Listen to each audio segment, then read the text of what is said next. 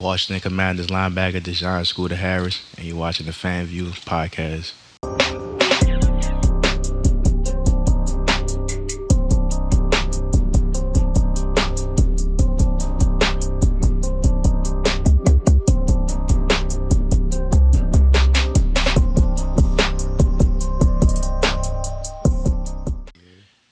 Welcome back, everybody.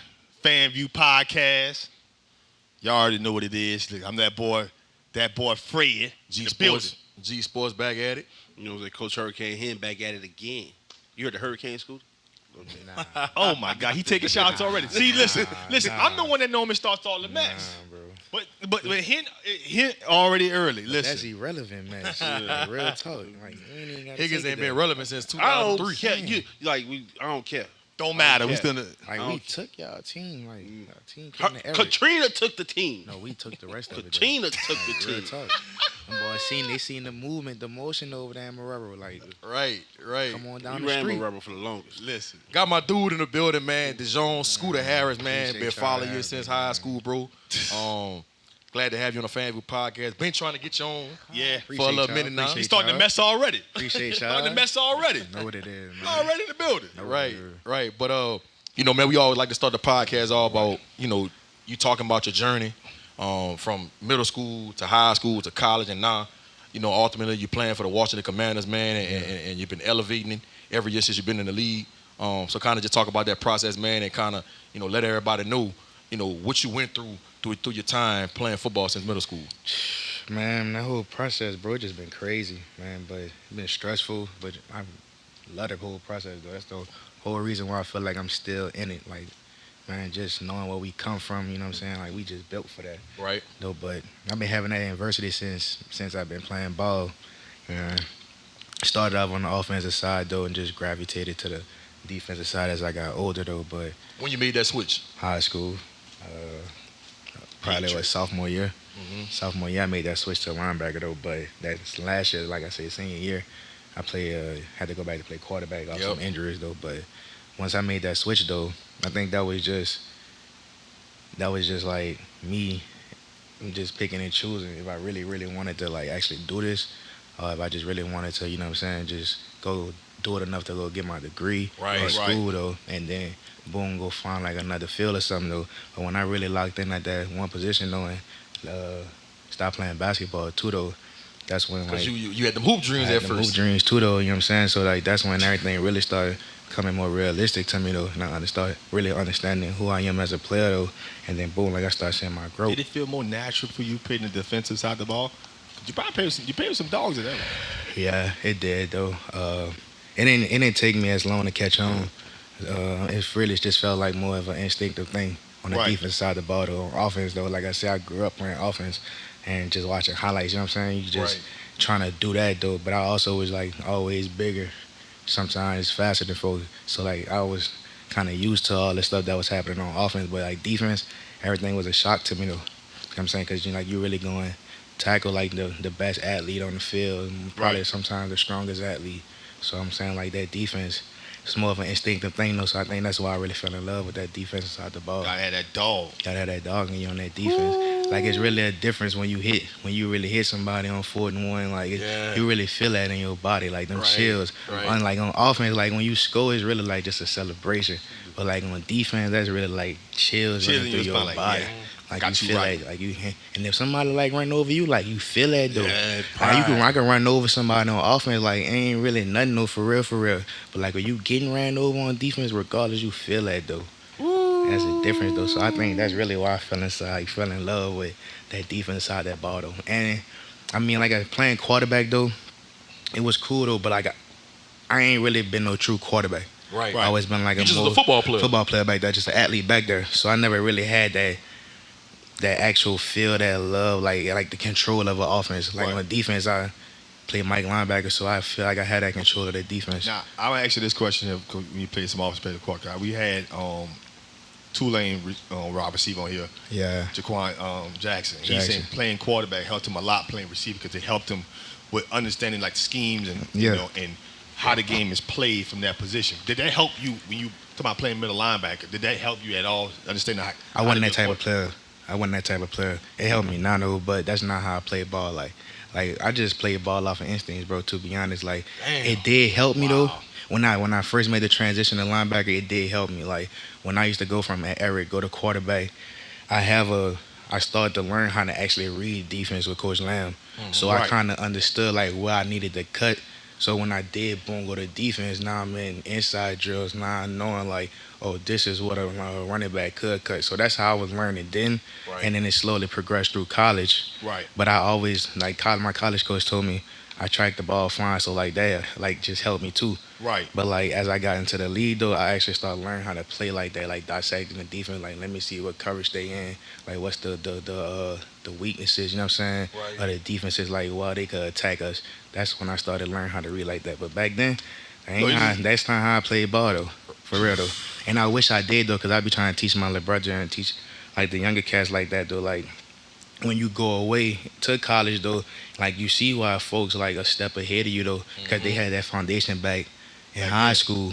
I ain't had that type of foundation back in high school. I was just that type of athlete, but it didn't take me that long to catch on to what you teach me. You feel me? It's not like I was stupid. I just never was taught. Never taught. That's all it is. Terminology too. You feel me? The Behind the terminology hell- though, for real though. Behind the hell were you able to, when your quarterback went down your senior year, and they moved you to quarterback, and you was able to lead your team all the way to a state championship when you was the Mike linebacker. So you was playing quarterback and then switching to defense. Because folks, I ain't play Mike in high school.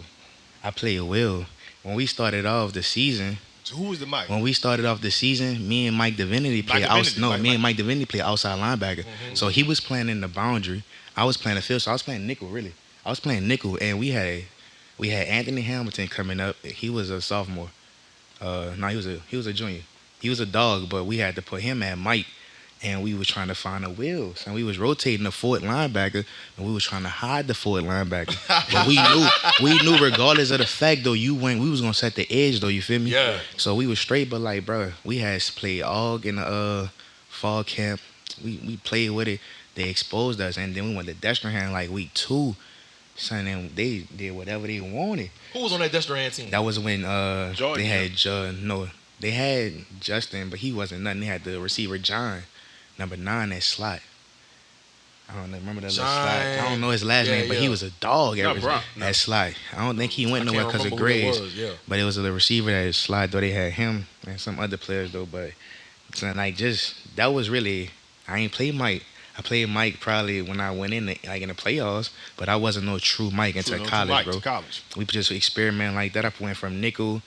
When I did go to the inside, I played Will because I had to be opposite of Mike Divinity. Right. So if I wasn't on the outside, like, okay, we can't have y'all both on the same side. And it's crazy. We played Landry Walker that year. Dog, we was my senior year. That's the year when we Mike was lined up backwards. So that's the game when Mike picked off the wheel roll? No, that was Jared pick up that wheel route. 3, Jarius Wallace. Oh, all right. Now I say to pick up that wheel route, but dog, we was lined up completely backwards, bro. And they ain't even know. If you wanted to throw a check down to the boundary, son, Mike was not in the boundary. He was always lined to the field, and he was always lined up to me. When I turned on the film to this day, I'd be like, man, that shit crazy. That they did not catch on today. Like all 4 of our linebackers to the right side of them, to the field. Wow. But like, I ain't never played Mike, but I did. I ain't play Mike, but I called the defense. Whatever the signal was, like, boom, I'm calling in or whatever, get in there fast, communicate to them boys. Because I had to get us lined up.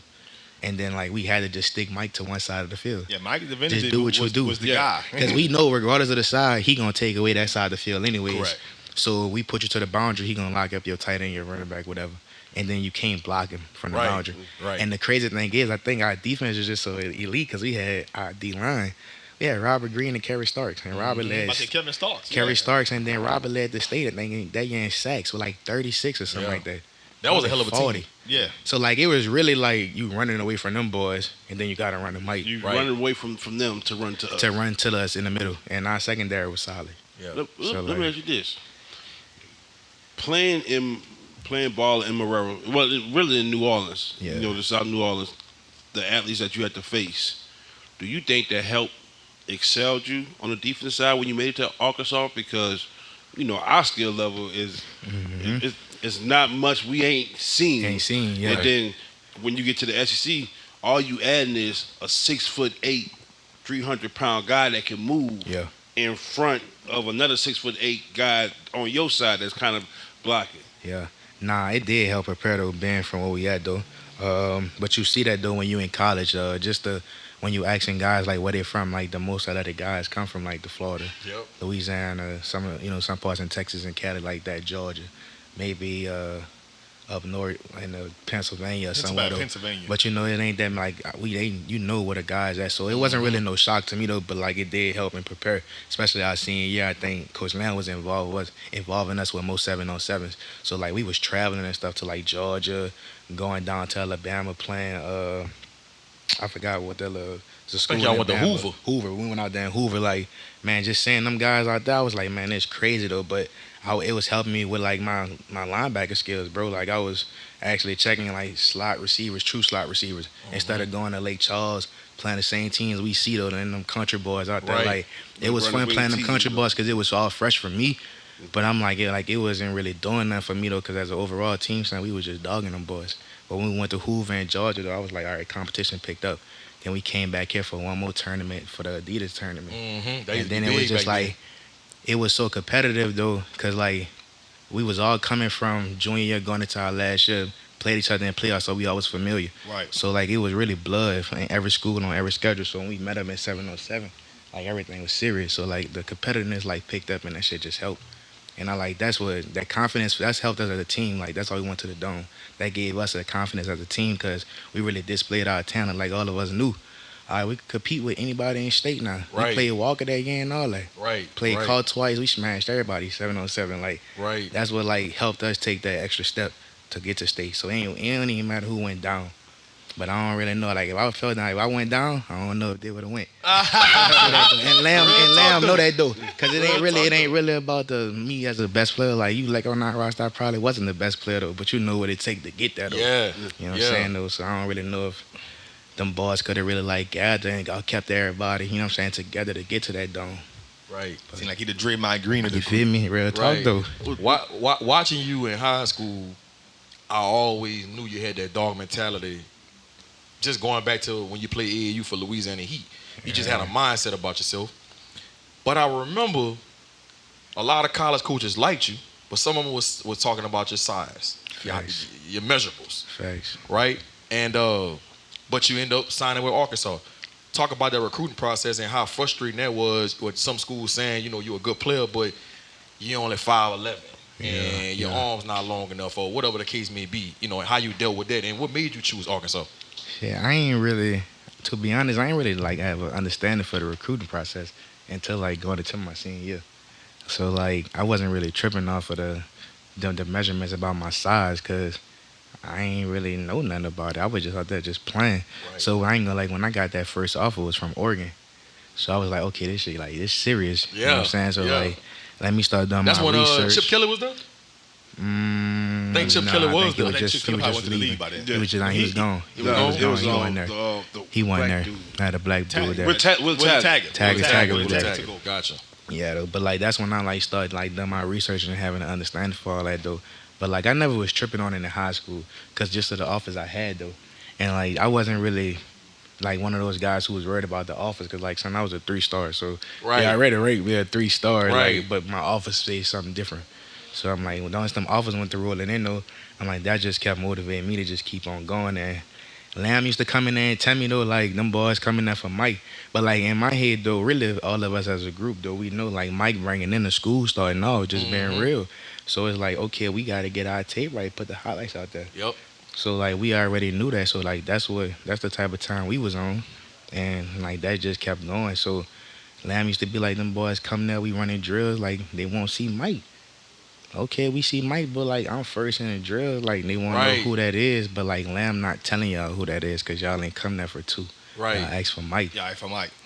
And Michael Smith at Arkansas was the receiver coach, which was the recruiting coach. He went to Jesuit, and Lamb was like, "That's if you want to know the best guy, like that's the best guy, right? Like on my team." So the boys took a look. They had the defensive coordinator out there, Rob Smith. They had the linebacker coach, Vernon Hargraves. Like all three of them boys was there. We was doing inside drill, smash. That's the perfect drill. Smash on first play, like. boom, you know what I'm saying? And them boys rocking with me, first SEC officer. I'm like, shit, it is what it is. But when I went out there, though, it was like, me and my homeboy, Tyron, had went out there, our receiver. So I'm like, he was rocking with it too. But I ain't commit, though. But we just had, like, Henry Tolliver, Dwayne Eugene, all them boys out there. Went to a spring game. I'm like, this crazy, like, because I was thinking Arkansas going to be some country. Yeah. I'm like, it was totally different, though. Totally different, though. So I was like, I really love coaching staff, rock with me, and them boys just believed in me from day one. And then when I wanted to take my my visits, the head coach he was tripping. Coach B was tripping, but he was like, you just got to understand, it's like, you going to take your visits, like, we still speaking to the linebackers and stuff. I'm like, all right, that's cool. Like, I never had this experience. Right. Me and mom's going, you know what I'm saying, see other schools, going to enjoy the process. I said, y'all could talk to who you want, but I'm like, I'm still committed, though. Right. So they let me do that, though, and it was no problem. What other schools you went and visited? I went there, Arkansas, Colorado, Oregon, Bama, TCU. It was smooth. But what was it about Arkansas? You went to every state, man. That's what I'm saying. I ain't gonna lie, Bama. If Coach Pruitt would have went to Bama earlier, I probably would have flipped though, because Pruitt was at Georgia. Right. Talking to me though. Jeremy Pruitt? Jeremy Pruitt, and he couldn't give me the Georgia offer because they took the last offer for an in-state kid. So I was like, okay, and we was locked in though. But I ain't gonna say he would have flipped me to Bama, but like, I don't know. That probably would have been the only that was the only guy who could have like made a push for Arkansas. But like Arkansas was different, bro. Like, I know nobody show love like Arkansas. Right. That's a different type of university, and it's like when you go there, it's not in the middle of nowhere though, but it's own little small town though. You feel what I'm saying? So it's just different though. So you don't regret? So I don't regret going there though at all though. I regret my last 2 years. I wish I would have transferred. Right. But like I always say that though, but I was like, nah, I stick that shit out though. Like I ain't about to win somewhere out of conference to where I ain't got to play Arkansas. Like that's the type of love like I got with them. You'd have left the SEC. You know what I'm saying? I'd have left the SEC altogether. Like I don't even want to see them. Now, when you say leave, like you think about transfer those last 2 years, what made you get to that kind of decision of wanting to just leave the SEC? Because we had the coaching change. So we had that coaching change, and my junior year, I had a good year. You led the SEC in tackles? Like I wanted to come out though, but I had broke my foot. I had found out I had broke my foot, but I had been broke it though, so I like been playing with it on a broke foot. And I'm like, I need to get this redone. Like I just had an amazing season. Like who knows the type of season I had coming back. Right. But that kind of backfired. You know what I'm saying? Because I didn't really shake back to the next season. Like I ain't have no off-season training because I was in recovery mode still. Couldn't really run, and I was getting in shape as I was playing. That's so crazy. that was like a ass season for me. Like. But I just wish I left just overall because that was a crazy experience with that coach there them last 2 years. Like, and when I was trying to like find answers and like get help, it was like was kind of like pushing me off, like not trying to help. So it's he like didn't recruit you. He's not even him. It's just like some staff members too though. Like you know what I mean, you dig down deep. Like bro, we go 4-20 in them 2 years. Like you trying to see what's up, but they really just feel like them boys was in there knowing like they had a set job for themselves, and like they was pushing some of us out. And then riding the wave with the rest of us. Like, it is what it is. But you see how it panned out in life for everybody that was there, though. Yeah. You feel me? Like, everybody that was struggling and really successful right now, just being real. And some of the boys who was doing... When you was up there? Yeah, he was up there. Yeah. I got Greg and Jordan them up there. You know what I'm saying? With that staff, though, like, dudes could have went anywhere they wanted to. And I get that with y'all, and y'all put them dudes through that. And I'm like, I feel bad because my last shit, it was out there just throwing in that fire. Yeah. And like I was cool with throwing them in that fire though, cause I tell them boys like just listen to me. If I just tell you something, just do it. Like, but at the same time, as the season go on, it's like it don't even matter that they was getting reps early, cause they're not getting better, cause y'all ain't nobody not actually coaching them. They weren't getting no actual growth out there. And you know, like bro, once your confidence start dropping, it's over with for you. It's over with. Yep. It don't matter what you say, how much film you watch. Once your confidence drops, it's over with for you, and you're a young player. So you got the fans, your confidence drop. You playing bad cause your coach suck, really. Right. You don't come back from that. But like it's a domino effect. Salute them boys because they stuck it through that for a whole nother year, and they still was playing good ball before they transferred. That's crazy. Like that's why I tell them like they did all that, stuck it out, played good ball, and then transferred. Like most guys have been like fell off or been transferred. Like anything, just any little excuse. Like them boys stuck it out, graduated. Like so that's a big accomplishment. Yeah, no doubt. Because it's really a lot though too you going through in the SEC. Yeah. So. Yeah, man, I'm proud of them boys, though. So, going through what you went through, especially that junior, the year that you wanted to come out and you're like, all right, broken foot, want to come back and rehab it, then not having a year that you wanted to, and then especially by it being senior year, and then the draft comes around, and then you don't hear your name, and all that stuff. Talk about that process, because like G mentors a lot of guys. I coach a lot of guys that then went through the process, and this part of the process never gets told. They just like when you make it. So when you especially this year when you started like just getting a whole bunch of reps with the Commanders playing, like he's an undrafted guy, but they just talk about that, right? And like they glorify it, but they don't talk about the mental that you went through, how successful you was in the SEC. You let the best conference. Yeah. You let NFL junior. That's what I call it. Is NFL junior. You let them in tackles. Look at the backs that he had to tackle. Look, that you went against, and this kid went undrafted. Now we know it was because of broken foot and stuff. You come back, you didn't have the year that you wanted to have, and to go through all that process, and now look what you had. Like, talk about that part of your journey. Yeah. Now that was mentally frustrating. You feel me? It was beating me up already that whole year.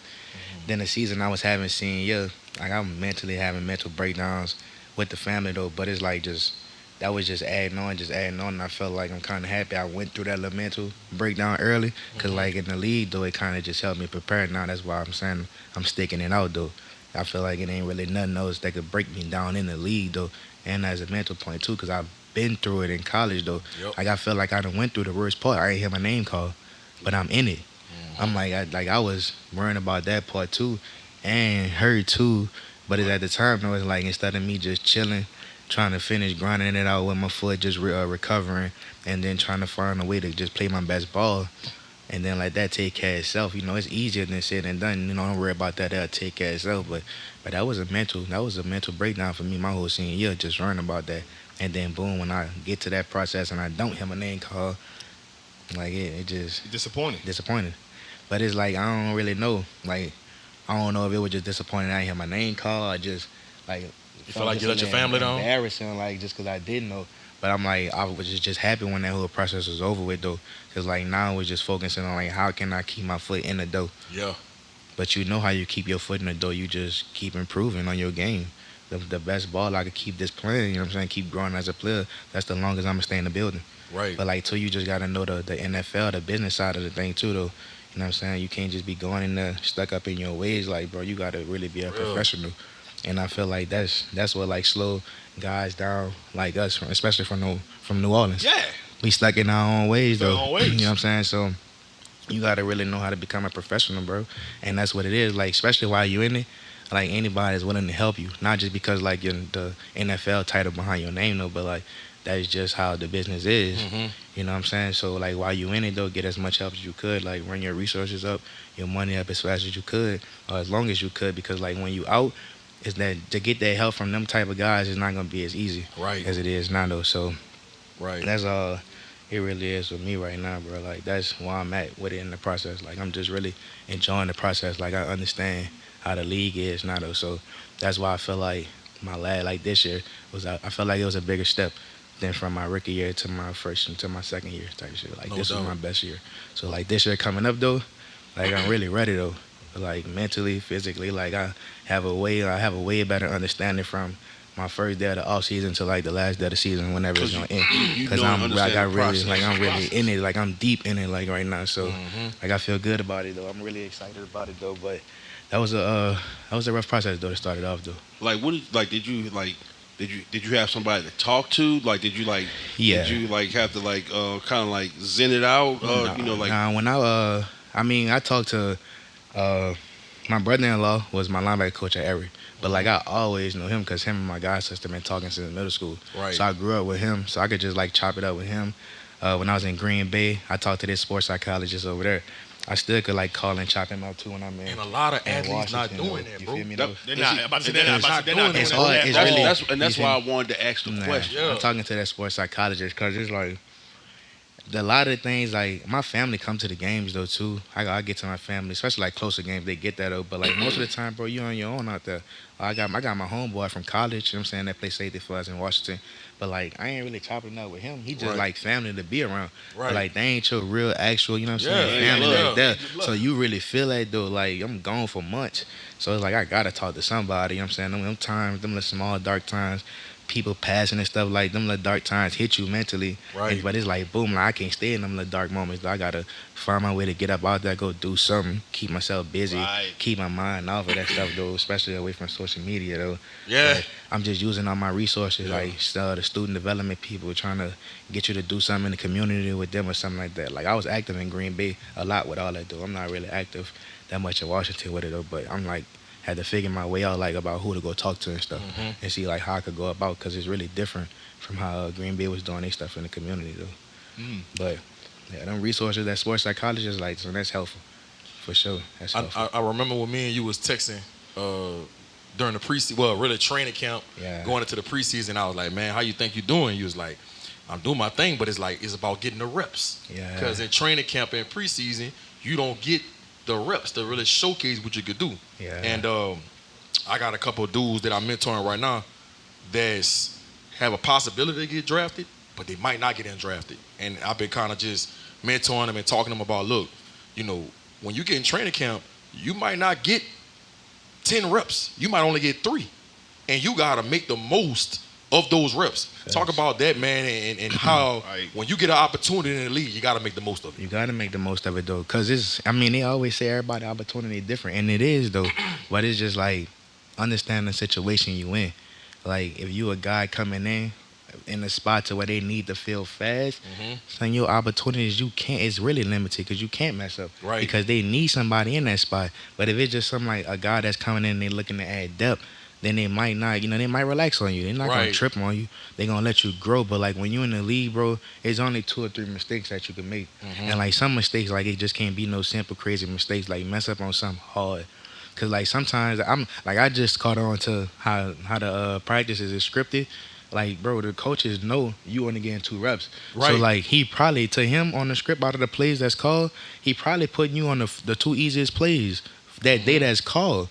You feel me? So like I got that understanding too. So that's where I'm like, I gotta take advantage of this. Yeah. Cause them might be the 2 easiest calls, and I'm blowing them 2 easiest calls. So you think I'm gonna get some more reps on the next, probably the second easiest call? Like, Right. He damn sure ain't giving me the hardest call. Right. And then like as like I was saying, so when I was going through that, I wasn't getting the reps and OTAs. Though I was just going back to like how I was blowing a couple of them calls in that little package.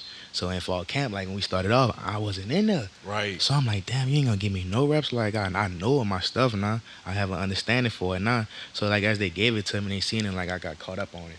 But it's like I had blew it, and now that I'm looking at it, I'm like, that was some of the easiest calls in our packages that I was messing up. Of course I'm not about to get that again. And like I'm a low rep guy. Right. Right. I'm a low rep guy. Real talk. Right. Right. We in camp too. Like we got 3 to 4 rookies too. Yeah. We they had them in there. Like they was blowing their words to me, but they rookies Right. And, Right. and probably been drafted. and undrafted too though. And then we ain't draft no rookie. Right. They was undrafted too, but they was letting them blow it.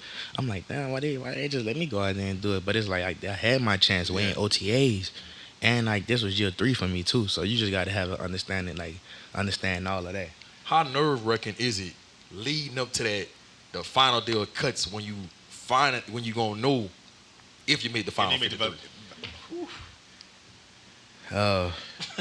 Man, I ain't gonna see with the Patriots though.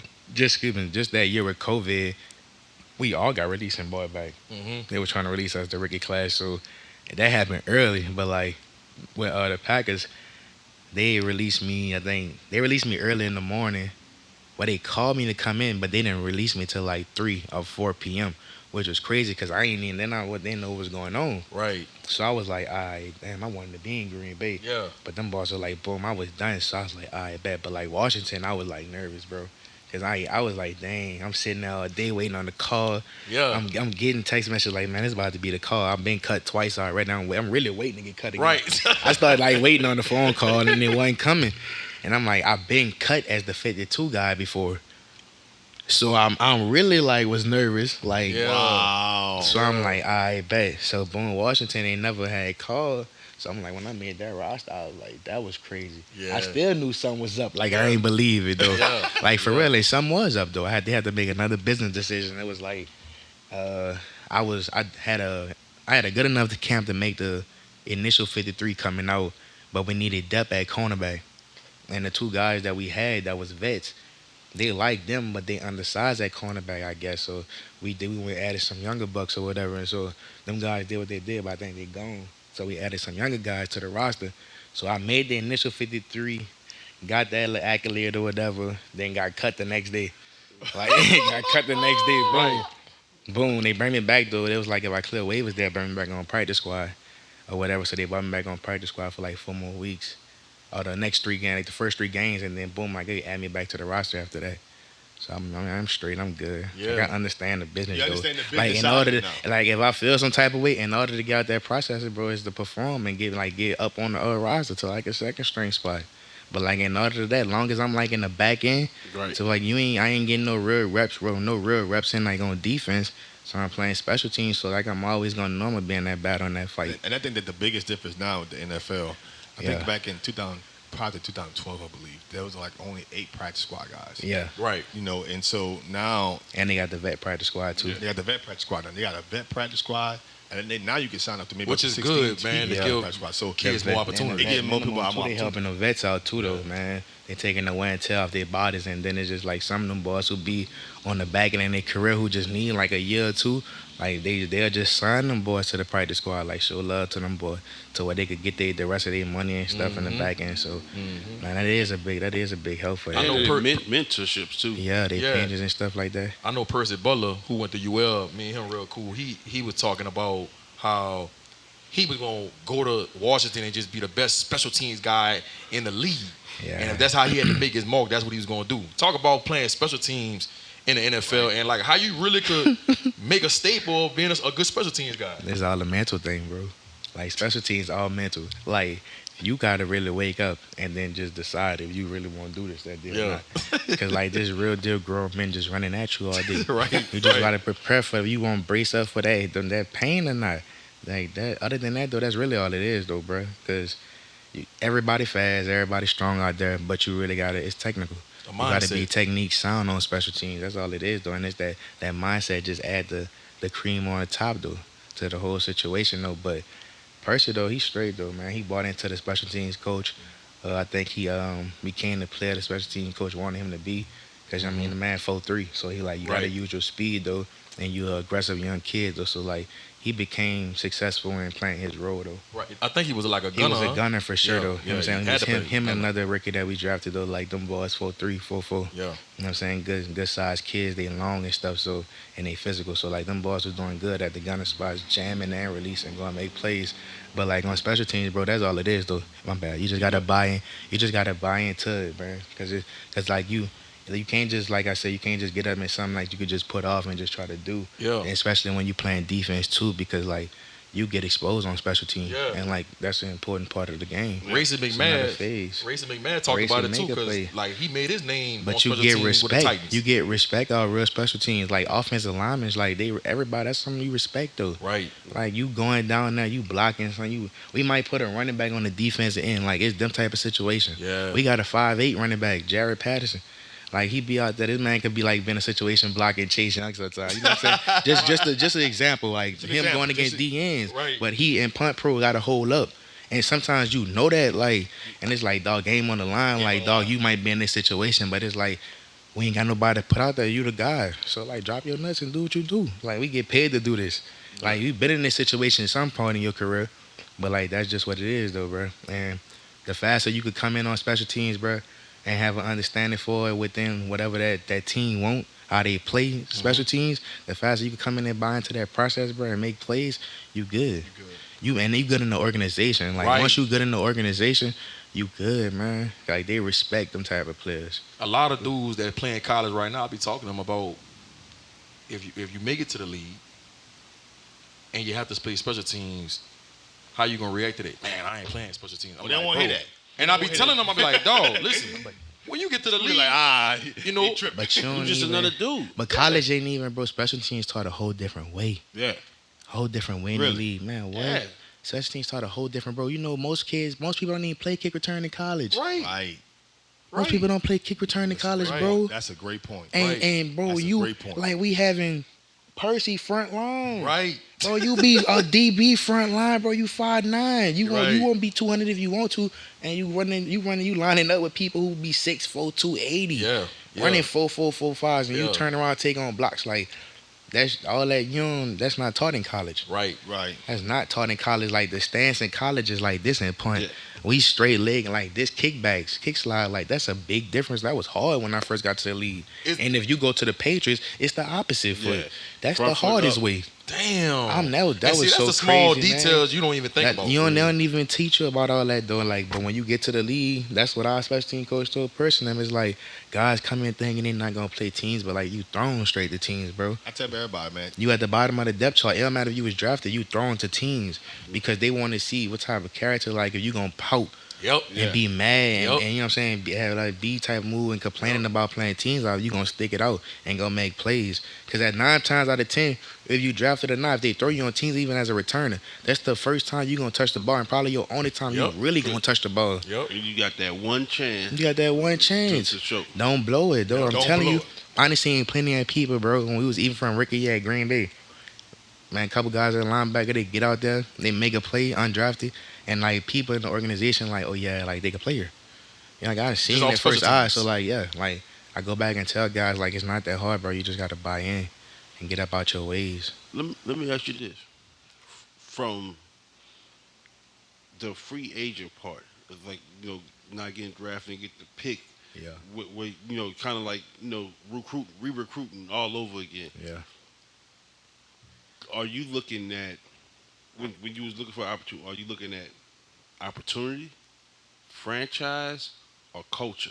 Or money. I ain't You know gonna what I'm lie. saying? I put money and opportunity in the same thing. 'Cause Yeah. like if they low in that, if they need depth in that number, like you might not get much. But if it's a position of need, but they Yeah. don't want to hit the vets, Right. then they gonna bump you up. You know what I'm saying? I mean, when I was coming out, I think the Patriots, Jaguars, Green Bay, and like Detroit or something was the only ones throwing bread at me though. But the Jaguars threw 130 and the Patriots had threw like 170. Right. But see, my agent knew a couple of people up there with the Patriots.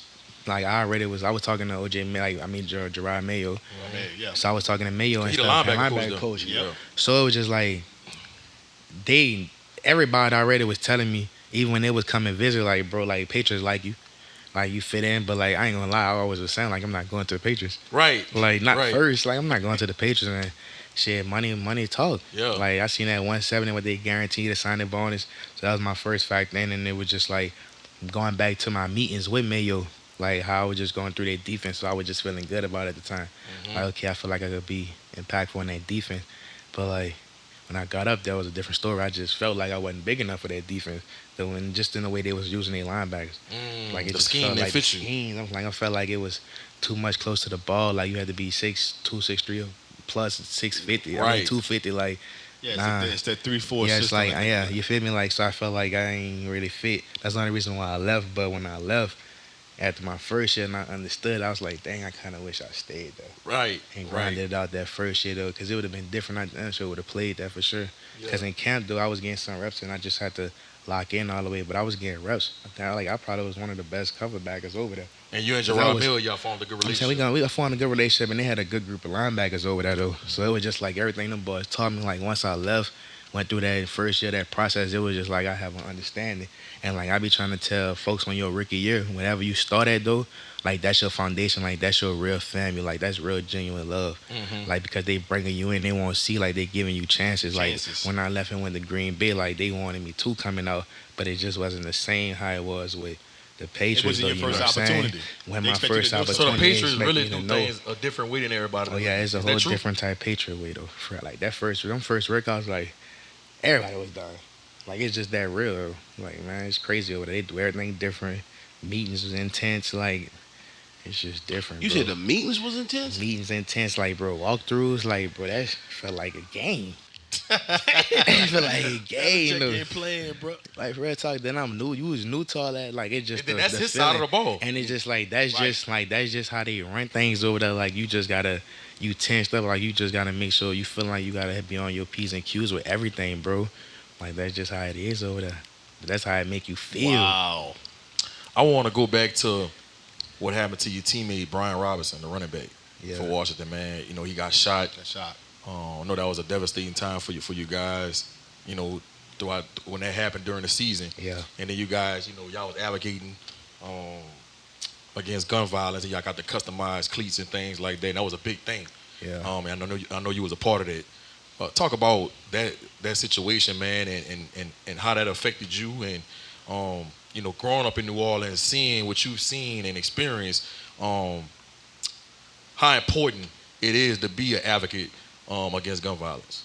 It is. It's really important, especially what's going on right now on the West Bank itself, though. And it's always gonna hit home, though, like we say, because we go through it, we raised into it. Right, And right. the sad thing it is just like when we say we raised in it, we really raised up in it, though. Right. Because it happened on every corner in the neighborhood, No. and people really don't understand that And just- outside just of New different Orleans. days. Like they'd be like, "Oh, it's just like that's just like Chirac, like Chicago or something." Like No, it's not. like these young bucks really out here on every corner getting killed, but it don't matter what time of the day. And we way smaller. We way smaller though, and it's like you know that kid.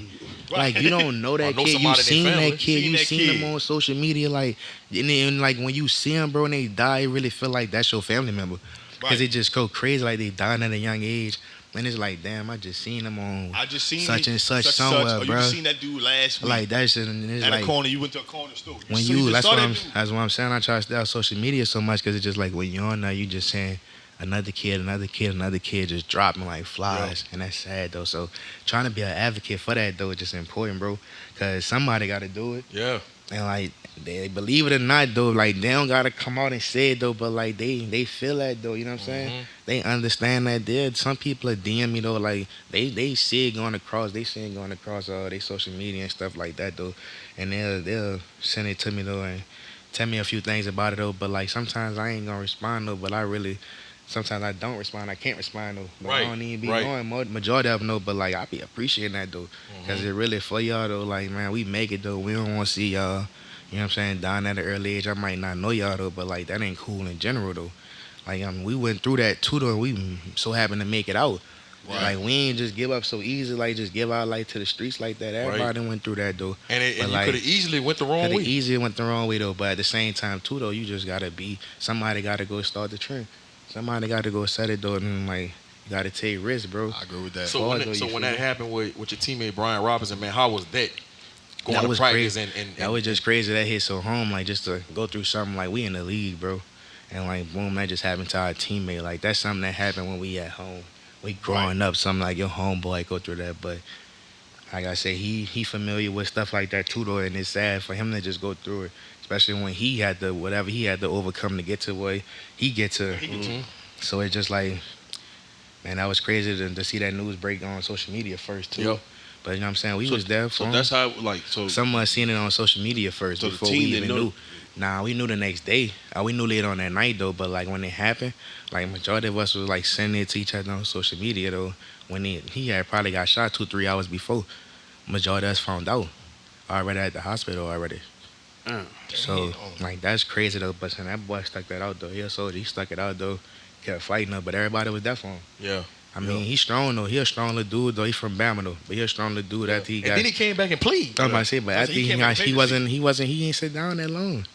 After he got shot like a couple of days, he was back on the crutches though, in the facilities though. But, like that's just the type of guy Brian Robinson is though. You know what I'm Wow. saying? He's strong, bro. I had liked your customized cleats too. He's strong though. Yeah, nah, and the people though, that was a good comment they made that. Yeah. Like I say though, I ain't even I asked for some pictures though, because I ain't even know though, but I like the way he freestyled them though. Yeah. I Yeah. ain't even gonna lie. Yeah. So, I'm just thinking about your story and thinking about what you said thus far in the podcast. Going through the coaching change and the culture change that Arkansas put you through, and how it put you in a bad mental state. Then, where you fast forward to where Yeah. you had like Washington had some stuff going on. Yeah. You had the teammate first. Yeah. Well, you had the But we had stuff going on. So we had stuff going on since last season, like for real. Yeah. When I first got there.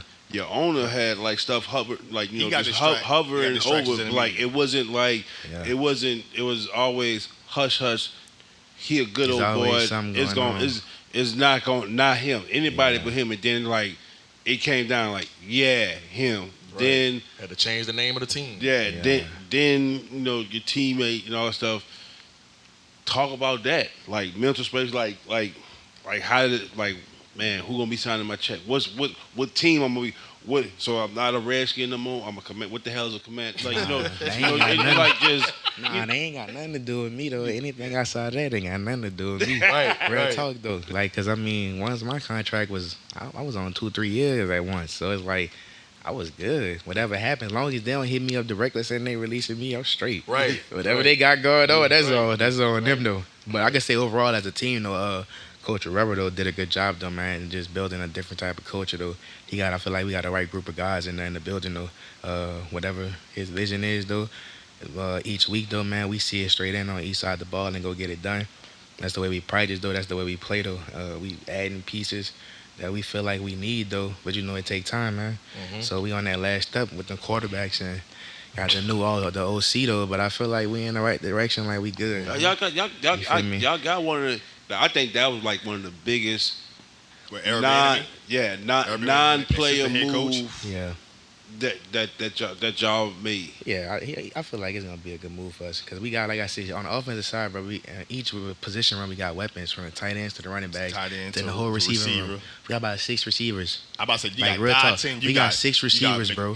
McLaurin, you got McLaurin and Dodson. We got Dodson. We got Curtis. We got Curtis Sam. We got Cam Sam. We got De'Ami Brown, number 2. Like, we got all type of receivers. Logan Thomas. The tight ends. We got 3 tight ends. Logan Thomas can't stay healthy. Yeah, man. He never. But see, that's what I'm saying. Like, everybody who wasn't healthy, they're gonna be healthy now because we was in that process of trying to make the playoffs. Like like, you know what I'm saying? We needed everybody in. Right. You know what I'm saying? So guys wasn't rushing back though, but I feel like guys just wasn't healthy. Now talk about y'all defense though, man. Let's talk about this D-line because a lot of people don't think y'all D-line is one of the best in the game. But we talk about Chase Young, we talking about Deron Payne, who got the franchise tag. Chase Deron, J.A. and I mean, Sweat. I mean, y'all still got Jonathan Allen. J.A. Jonathan Allen. Montez Sweat out of Mississippi State. I mean. Yeah. We talking about some SEC guys over here. All first rounders. Yeah, all first rounders. That's the best in the league, bro. When they healthy, that's the best in the league. Even if they ain't healthy, it's the best in the league. Especially them 2 up in the middle. Oh, them 2 in the middle monsters. Yeah, you ain't causing. They cause the most disruption out in the league. They're the best. They're the best 2. They're the best 2. They're the best 2. They're the best 2. Why? Money talk. Why? Allen always been Payne. The best. They've been dominating. Yeah, they've been Ever dominating. since everybody watched them since Bama though. Yeah, they just different. Yeah, they just exactly. different though, and it's the way they play off each other though. Payne and Allen. They cover each other when the way they play though. When you think about it, you think about you gotta watch the way they play. Yeah, that whole group though. That's why that group dominant. And you could watch the second strings that come in on the defense end. We got Case in 95, James Smith on 96. Like some of them guys, we mixing it to the starting lineup. Like they that good though. Like you don't know who on the field. Like, we really could rotate 2 plays in. Some guys get a play, and that's a big thing to keep guys fresh. Yep. But they have to understand like that in that D-line group. Like, D-line work together, though. But they all have that type of understanding like that. You got to keep each other fresh. Put it together, and they hold each other accountable, too, though. That's why I feel like them boys dominate like that, though. Because they hold each other accountable all in the offseason, bro. And money don't really talk, you know what I'm saying, when it comes to accountability with them boys. Right. Yeah. Everybody on one level, you feel me? Like, they talk to each other like man to man. Right. Ain't no real sugarcoating it for what though? Yeah. Because they always like y'all all first rounders like what we sugarcoating it for though? Right. Like you know what I'm saying? If you don't correct it though, it's just gonna keep getting worse. And like we in the league and we trying to really get to that championship and like I feel like as a group, like I say, when you got a group like that, it's time gonna run out. You gotta do what you gotta do. Yeah. While y'all together. You gotta think about the Because most of y'all get paid though, and most guys getting old too though. So you gotta make it happen while you could though. But I feel like we on that right path though. No, before I know we getting ready to close it down and stuff, but I just really gotta ask this question because And I know I was just clowning with you before the show and all that stuff, but it's all love. Can't nobody else from Marrero just do that. Just talk about that. But talk about getting out of Marrero. Just like, and not having to come back. Yeah. Not getting pulled back. Right. Me personally, just like, Yeah. prop that LSU, went to Alcorn.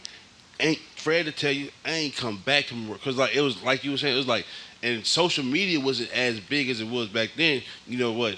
Facebook came out like what, 05 or something like that. 04. 04, you know what I'm saying? We were sophomores, juniors in high school. So it wasn't like, man, trying to come back, and it was like, but every time I come back, it was like, man, you remember Jew, huh?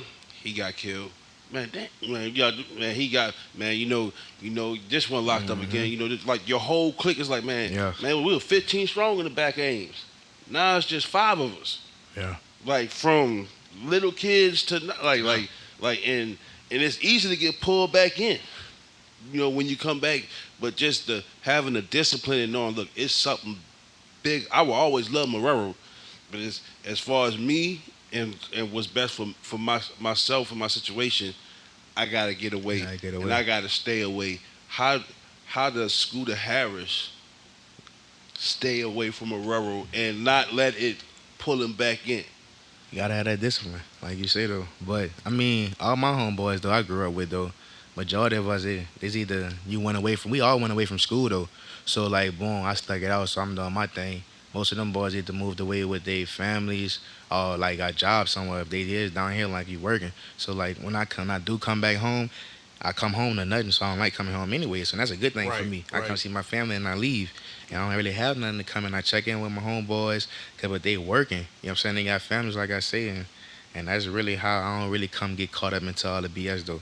I don't really go out. I'm not even from in the city, so I'm not going out in the city with any and everybody. Right. You know what I'm saying? And you got to think about the position I'm in too. Like, it just take one little small thing, and then it's like, I already worked too hard to get where I get to where I'm at though. It's just like, just to have my name in that, like, bro, the league not about to fight for me to stick it out. But something happens. It comes with a certain responsibility. Yeah, but the league not for a person like me, and I just work hard. They not about to help fight for me just to prove that my innocence. Right. For something that I didn't do anyways. Like if it was somebody else, like a African American, they probably have fight for him. Right. But like I have an understanding of that though, so I'm not gonna put myself in that position though.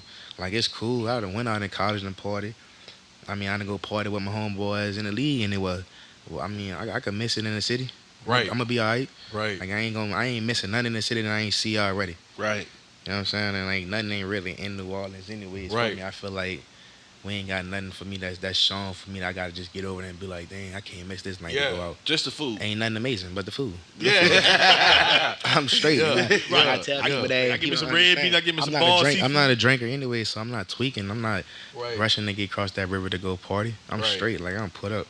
Right. Like I said, man, bro. it comes with a certain level of responsibility, man, because at the end of the day, when you wear that NFL jersey, and obviously your name is on the back, but everybody sees the front of the jersey first. Yeah. And when you play in this league and you play at that level, man, it comes with a certain responsibility. And you gotta, like I said, Gotta protect that shield. you gotta protect that shield, but not only that, but you gotta protect what you're trying to create for you and your family. Yeah. You gotta protect your brand. You gotta protect your brand, because at the end of the day, one bad decision and all this is gone.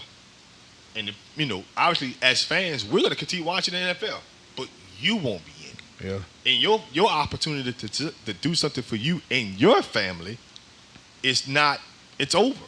I mean, you may still get an occupation, but it ain't this. It ain't what you've been working your whole life for and towards. What Meek said, you ain't part of that 1% no more. Part of that 1% no more. You didn't win from 1%. You 99. And if you been cut, like I done been cut. That first time I been cut, I felt that.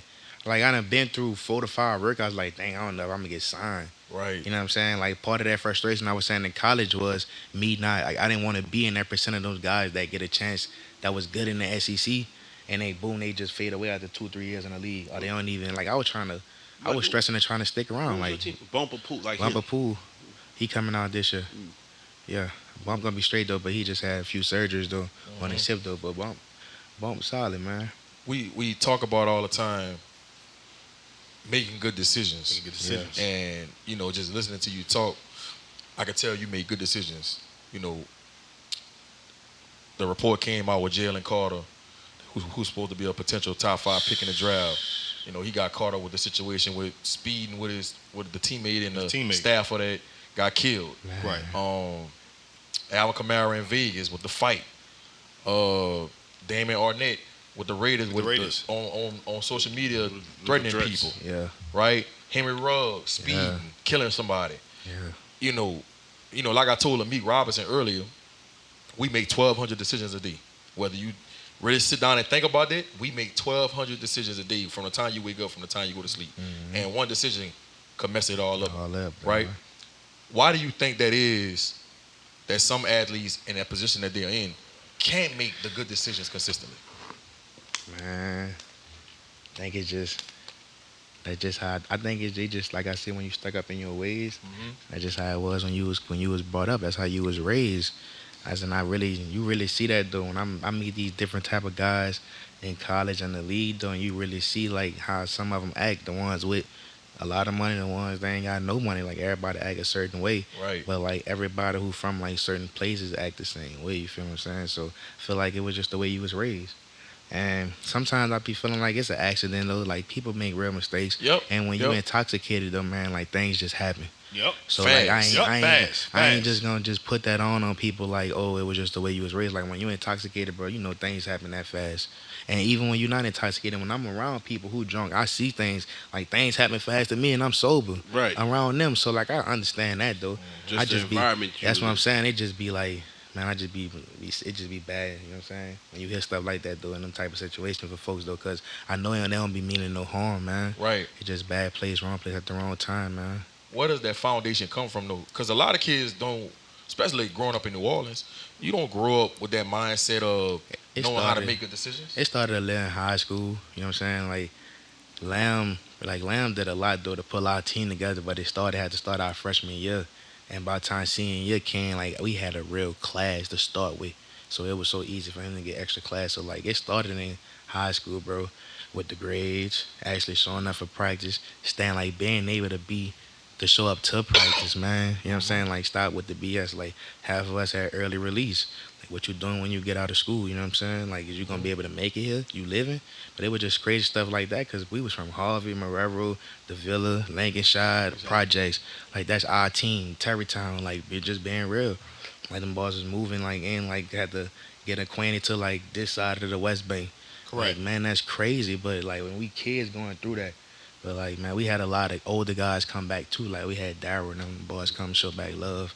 Darryl Williams. We had Darren. Like Darren came from Higgins. Like them boys was like Jay Sean, Debo. Like they class of 14. Mm-hmm. Like started it off too. But individually, like we had to go. You know what I'm saying? Take on that leadership role ourselves, that discipline role ourselves.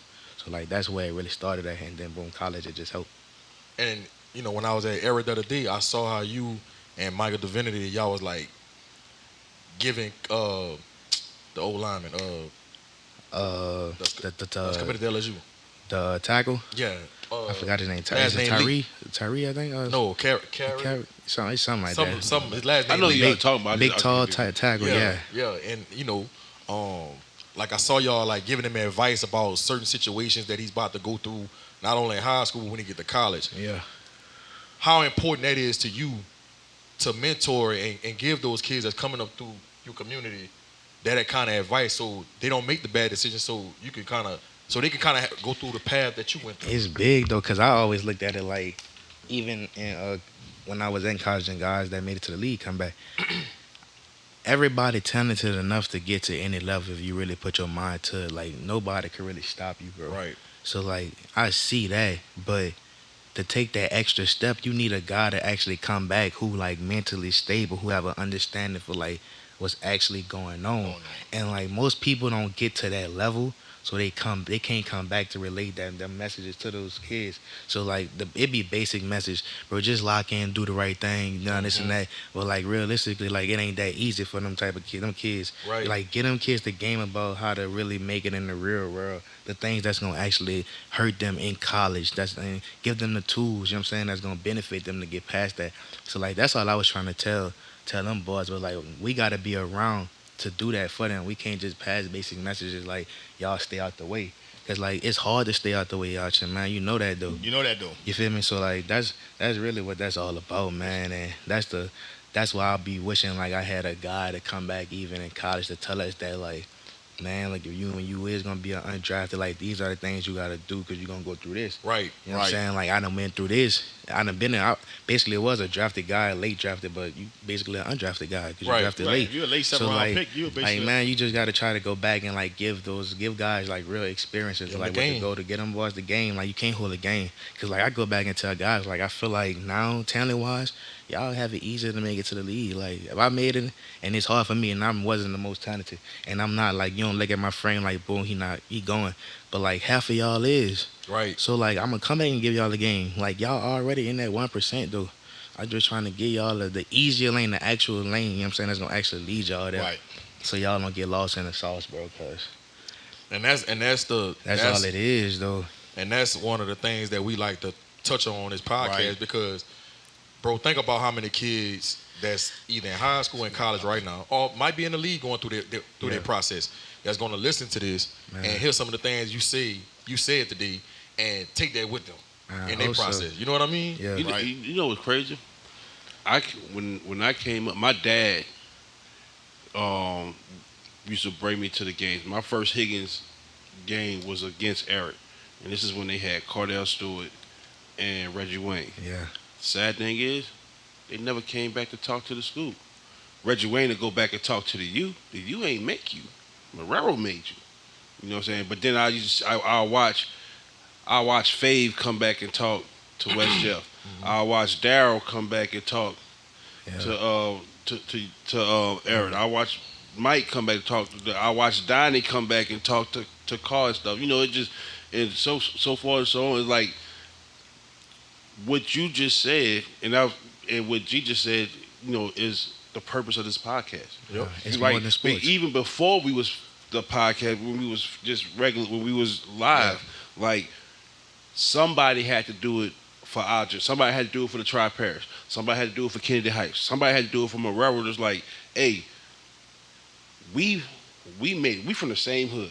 Yeah. You from the back Ames? From Harvey. No. Same, How- sound you know the what I'm same saying? thing, son. You know, we All 5 the minutes same thing, apart. 5 minutes Right. apart. We 5 minutes Real talk, apart. though. The only thing that Real talk. separates us is the West Bank Expressway and the goddamn tunnel under Yeah. the Industrial Canal. That's the same thing. You know what I'm saying? That's Right. unless you from White Harvey now. I'm from Old Unless Harvey. you from Dogwood and all that. Harvey. You know what I'm saying? Nah. But like somebody had to do it in the Somebody had to do it. Tri-Parish Somebody had to to where do it. like it manifests. Yeah. And the thing is, it has to be done genuinely. Yeah. Facts. Like it's like this is free game. Yeah. Like look, I might not know it, but I could put Scooter in front of you and Scooter can tell That's you all something. it's about, though. You know what I'm saying? That's all it's Look, about. hey, we might not know it, but we could put G in front of you. And hey, we might not know it, but we could put Fred in front of you and give you something. And that's what I be trying to tell them folks too. Even when they coming up, these kids coming up in high school, like with these NIL deals, it'd be like, We were just talking about that. the y'all other day. boys think that just because like the further you make it with the sports thing, like oh you getting put on, your family members, your friends thinking like they get put on. But I'm telling them is like the longer you in it, you know what I'm saying, the more resources you gonna get regardless. It don't matter what you doing. They love what you doing because you making them money. So your friends and your family members behind you, like if y'all really trying to get to it, y'all won't lock in, you make sure whatever they want to do in life, that they got their foundation, everything is legal. Cause you don't want to start over because you gonna have no resources anyway. So as long as they good, they foundation good, Right. that's where you start in. Like We thought- they think the more money I make, like I'm just gonna get a bucket of money and hand it to you, like go do Right. what you want to do. Yeah, right. And like yo, they like family members and friends really feel like that. When the whole time if you just got your business taken care of, whether you want to be a truck driver, you want to do hell, whatever you want to do, as long as you got your foundation taken care of, bro, I could point you to anybody, any resource you need. that's the come up, like, and that's what I'm trying to get, like, my family member and my friends, like, that's been our process of these 3 to 4 years, having that type of understanding, like, we trying to get generation wealth, you feel me? Yep. We ain't trying to come up on no fast hustle because Yep. that's all we know is a fast That's all hustle. we know is Right. scamming. Not scamming, just a fact. Like Right. All we we know we, is- we want something to happen. It's like we trying to get Fast into money. it too fast. Get rich quick We wasting schemes. money, yeah, and it's just like boom, it's good You for a wasting couple time of and months. resources. It's good a couple of months, and now we back at square one. We don't know how to. We don't know how. That's to not sustain. how. But I'm telling them that's not how them people got business. Right. We trying to get business like Bingo. that. Right. We trying So to like Bingo. that, we trying to been get Bingo. wealth that's sustained. We ain't trying to get. We ain't trying to be hot right now. You feel me? I still like I tell people I still got my friend like all of us at Everett on that class 16 like we all still cool. It's 8 of us 8 who started that though, like we all got our different route. Like Mike ain't balling no more, but Mike going into trucking, like, you know what I'm saying? So it's just like And he I'm looked like doing he what had I'm peace doing. with it too. He had peace with that though. He had peace with that, like he going to trucking. One our other homie are dispatchers with trucking, like other one of them was financial stuff. Like we got all type of stuff flowing. There's different resources. It's different resources into everybody that has a though. different But path. like Everybody all them on the same boys, path. all like just me fighting, like trying to stay into the league is just like motivation to them boys. It's just like saying that boy come from here and could just keep sustaining and make it through that. Right. So He it's like it push ain't no other excuse for us to do whatever we want to do in life. Right. Like that be my message. I ain't really trying to tell. I'm not forcing you to go play ball. My dog Tilo, my right hand, like best friend. Our wide receiver though, Tyron Williams. It took him to like he had to go take that JUCO route and he shut it down. Like that's not how I wanted to have my ball experience. Right. Like I'm not no JUCO. Like I know I'm better than that. But he respect the game though. Respect the game. That's not his route. So he just put down won't be a ball, but like he working, grinding He's it a- out. he's a He had pro- peace with that. Yeah, That's why I try to tell folks you falling off after you stop balling. But it's really like you feeling embarrassed because you ain't make it. Boy, Your everybody pride. ain't gay. Everybody ain't can't make it in Anybody there. can't make it in there. And then you watch I ain't make it. I just choose to stick it out, bro. Yeah. I ain't just make it though. I just choose to That's stick it powerful. out. What you just said is powerful. You Because feel for me? us, for me, I'll say that. I'll say that for me, as somebody from a railroad and all that stuff. To me, you made it. Real talk. For me, For us, because we ain't never had nobody that we knew that made it though. Right. Yeah. You know what I'm saying? That's But what touch- it is. That but- you but- could touch though. Facts. But your mindset saying like, look, I really ain't make it. I'm making it, but I ain't made it. Right. And this is Still the difference. I'm a work in progress, but I ain't set I yet. ain't say at all though. And that's big. Like they gotta hear that. You know what I'm saying? Put Like your even pride to the grown men side need though. to hear You that. gotta put that pride to the side because you ain't gonna never get to where you wanna get to because you ain't gonna put that pride to the side. I can still be stuck up in my ways. Like most people tell me, son, why you ain't never played? Boy, you led the SEC 3 years in tackle, like blah blah blah. I been had an understanding about my size, my speed, like the politics side of oblivious why or naive to that. they, you know what I'm saying? That's why that's negative towards me because like I had to take that understanding and add that to my game. Right. Like have Yup. like see like what's the problem? And when I got on that field with the league, like I could see it ain't just overall like or like I'm short, like I ain't the longest. That ain't no, it ain't gonna just hurt me overall. But like certain plays, certain situation, like it do. So I had to add that to my game and try to find certain ways. Find certain advantages. You feel me? So you could stay. I did it in college. Yeah. So Yeah, it you ain't figured like it me. out. I been put my pride to the side about that. Ain't that's why getting drafted was just hurtful because I felt like I did what I had to do. But I understand that situation too. That's the situation. But like I've been put my pride to the side. But that's all it is, man. Mike plays pride to the side. Boom, got the trucking business. And like I telling him now, you could do it the right way. But it ain't just like football was a distraction because you still was like trying to get into it. Didn't know when you was gonna get into it. And like doing your thing with your trucking. Like I told you, you gotta just do one. Like we grown now, man. You come to being an adult. Yeah. When you talking about becoming a pro, and a lot of us we're all attracted, especially in our youth, to entertainment and sports. Yeah. Those are the two main attractions that we were trying to become pros in. But when you develop a great circle of people, they're not pros in those two different areas. They're in pros in trucking, real estate, financial planning, insurance, transportation. They become pros in different industries, so to speak. So we all just, but when you're coming up and you're thinking how to get out of here, Yeah, those first two avenues are sports or entertainment. that's it. And then you don't really realize this when you become an adult, or potentially when you go to school, when you graduate, possibly. That man, you could become a pro in so many other avenues in life. And when you get your real circle of people, you start realizing, man, there's so many different industries than what you witness on television, what you was in sports stuff like that. So it sounds like you have a great circle of people because they're becoming pros in other industries that are just as valuable to the world besides sports or entertainment. And to me too, it goes back into. I heard G has hitting on it, but he hadn't said it like how I'm about to say it. Nobody will see your vision like you because they don't have your eyes. Right. I can see G right now. Yeah.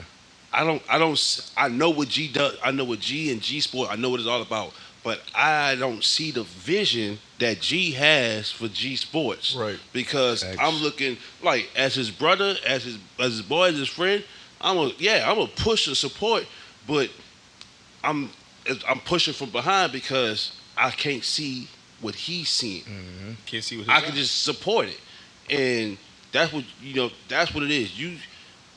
And I think too, why a lot of people be embarrassed and they get down on it, so it's because of social media. You see your peers like somebody you played against in high school, somebody you played against in college, or a teammate, or It's crazy, somebody from your man. neighborhood. You see them like It's doing their crazy. thing, And you was and better it's than like him. you like, man, I know I'm better than him. But people forgetting, I had to tell my homeboy, like, bro, we 25. I was like, when we was in high school, bro, think about our cousins, people we seen at 25, 6, and they ain't have nothing. Right.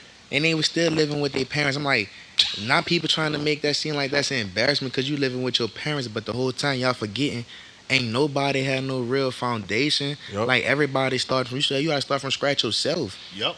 Like, we ain't had no money from our parents just to put us in college. Right. Like, what are you talking Right. about? What are Like, you you talking have to about? go get an What are you talking academic. about? Like, you gotta go get scholarships. So it's just like, people get on social media and I feel like they forget that stuff, man. No But, doubt. No doubt. Like, No you doubt. can't feed into that, man. Because You they gotta- want to front. Yeah, man. Yeah. Remember Or they're not where living you- in that timeline no more, so they remember where naturally you- forgot what it is like because they're not living in that.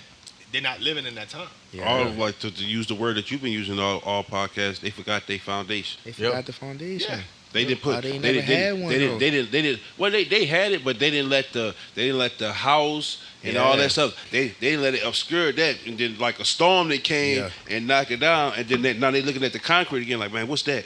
Well, shit, that's how you got here. Yeah. This is how you got here. But That's everybody problem. Social media causing the problems, man. No doubt. No Social doubt. media, man. I don't know if you remember Scooter, man, but on signing day when I drove down here to come interview you, that's when like I think that's when I first started G Sports. Yeah. And I drove to Eric and I interviewed you right there by the locker room outside.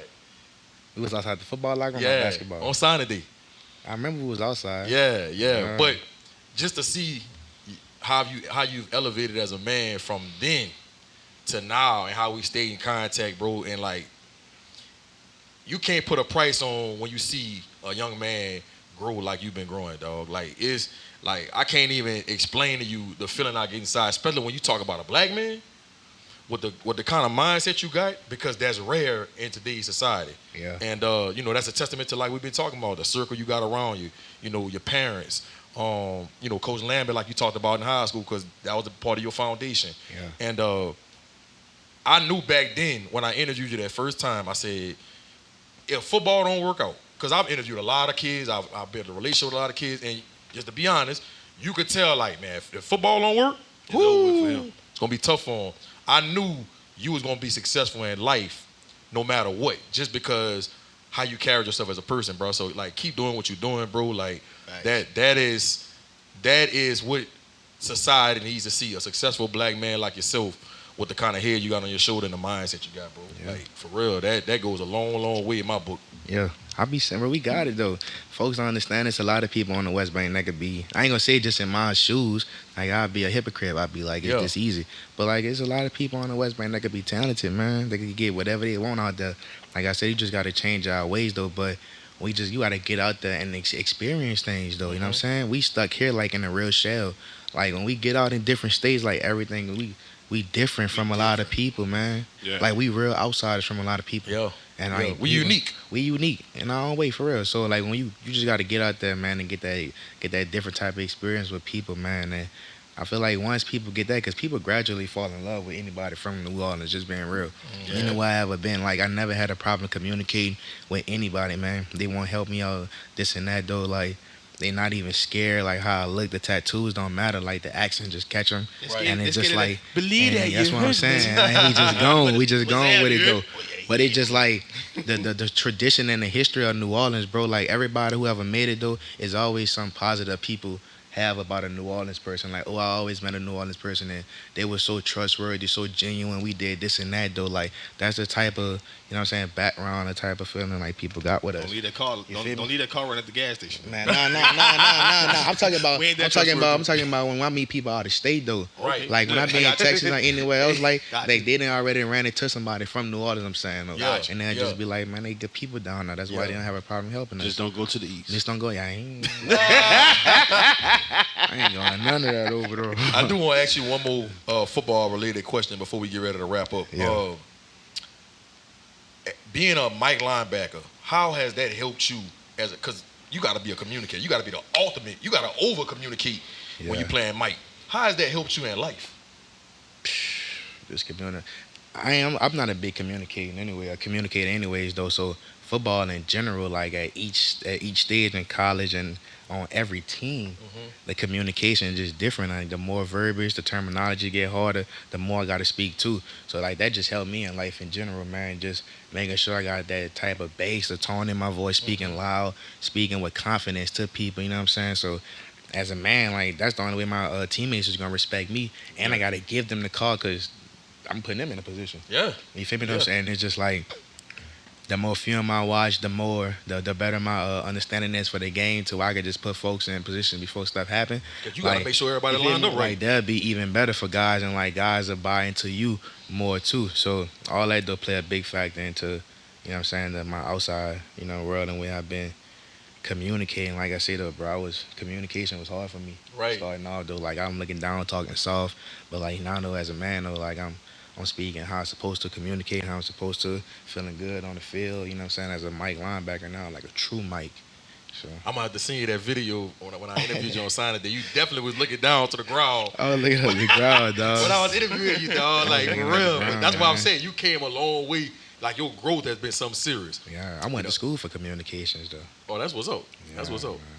To end the podcast, we gotta do Scooter's favorite. Here we go. That's how we gonna end it. Favorite NFL player of all time. Favorite NFL player all time. I gotta go with Reggie Bush. Good one. I've always been a Reggie Bush fan though. Okay. Gotta go with Bush. Smart man. Since I knew you since your hooping days with Louisiana Heat. Favorite NBA player of all time. LeBron James. Damn, talk about LeBron James. LeBron James. Hell yeah. Real talk. Okay. Damn okay. yeah. Favorite sneaker of all time. Favorite sneaker? I ain't gonna lie. I really only cop Jordan 1s. For real? 1s or 11s. That's the most, like, as a collection. Yeah. That's the most shoes I got. Okay. 1s or 11s. Sleep, man. Them 13s. I got the 3. best Nah, thing, when bro. I was young, no, I kept the 13s for sure. 13's best thing, bro. Nah, 1s or I got my 4 pair 11s. of I've been 13s. rocking them foes lately. I ain't gonna lie. I I've been don't rocking fuck foes with lately. y'all. I rock slippers. Yeah. Real talk, though. Real talk, though. How that song go? Slippers, Oh, though. the slippers. Hey, if it wasn't a dress code, I'll be Right. flip-flopped out. Right. Favorite rapper of all time. Ooh. Wayne. I'm rocking with Wayne. That's what you bumping in the headphones before the I'm game? bumping Wayne, though. Nah, I ain't gonna lie. I'm bumping Young Boy. All right. But I'm bumping Wayne for sure. Gotcha. Favorite rapper of all time, gonna go with Wayne. Gotcha. Favorite movie of all time. American Gangster. That's a good one. Okay. That's a good one. That's you gotta block this Frank shit. Lucas. Denzel. Frank Lucas. Shit. Frank Man, Lucas. Frank Lucas. Frank You Lucas. hooked up all the motherfucking time. I'm telling you. I don't care if you call that bitch blue dog shit. Listen, the smoothest role of that movie, dog. He was talking to his brother. He was sitting down at the cafe, bro. When he seen Idris Elba, he's like, "Excuse me." Yeah. Oh, God, no. though, he just got up. And then came back and said, Smoking. so what Put you it in the say? jar. Get Yeah, back. get back. So Get what was back. talking about? So what you said? But what? That boy was just looking like. Yeah. Broad daylight. Brothers was like, I didn't Yeah. know you was like that. Oh, God, he changed. Be like, dog. That's the coolest scene in that movie. That was like, my mouth dropped. I was like, Favorite tattoo. Put you on the spot. Look at G started looking at it. that boy got eye 10 on his arm, you heard? You feel me? I do though. That was really I don't know, bro. I'm torn my damn self. You by default, you gotta say your kids. Yeah, I mean, by default, you gotta. Yeah, my daughter. You know what I'm saying? But the elevate, bro, like Elevate. Cap, though. That's like my staple. I do like, you know what I'm saying? You watch Ozarks? Yeah, Ozarks, I like this little casino sleeve I got though. Yeah. That what you got it from? Huh? Not from Ozarks though. I was just in the casino though. Poker chips with dice, all that though. Got the I-10, like yeah. All right. That's probably my favorite. Toughest player you ever went against on any level? Man, you did play in the SEC. That's what I'm saying. Like, I don't think folks really understand. I could go position wise. It don't matter. Don't matter. I don't have just the toughest player. I got it by positions. Like, Go ahead. All right, running back probably gonna have to be Leonard though, cause I played him my first year out.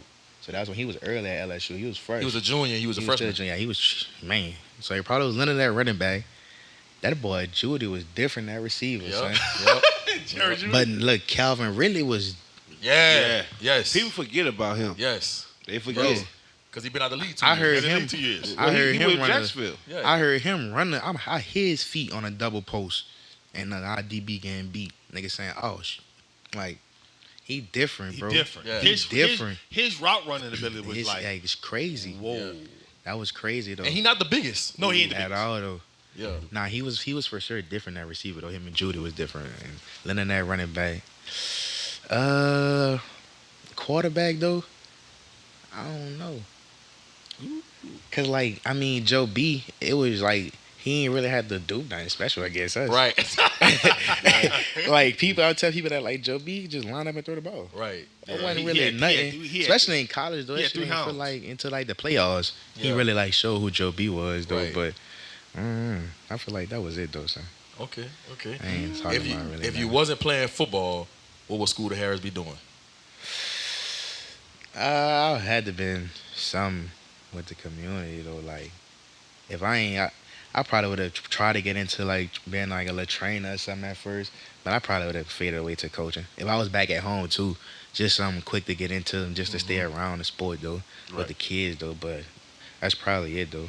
Gotcha. Doing, bro. My dog Dijon Scoota Harris, man, been trying to get you on the FanView podcast, bro. I really appreciate you taking the time out your busy schedule since you've been down here.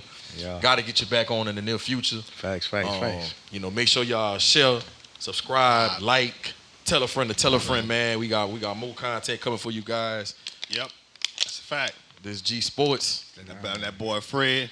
And this is the Higgins Hurricane, the the Pard Hawks, flooded, man. back of Ames. MLK. Boy, we slaughtered y'all. Man, you crazy. Paul Coach ain't never Hurricane. beat us, man. But Paul beat y'all, man. Paul ain't never beat me. Oh. I won championships on Paul Field. That's how I feel about MLK and I Eric. won championships on Paul That's Field. how I feel about MLK and Eric. Eric beat me one time. When they had Brandon Savage. That's a whole nother story. You lost though. I ain't never lose to Higgins. I fought. You lost. Right. I ain't never lost MLK. I didn't either.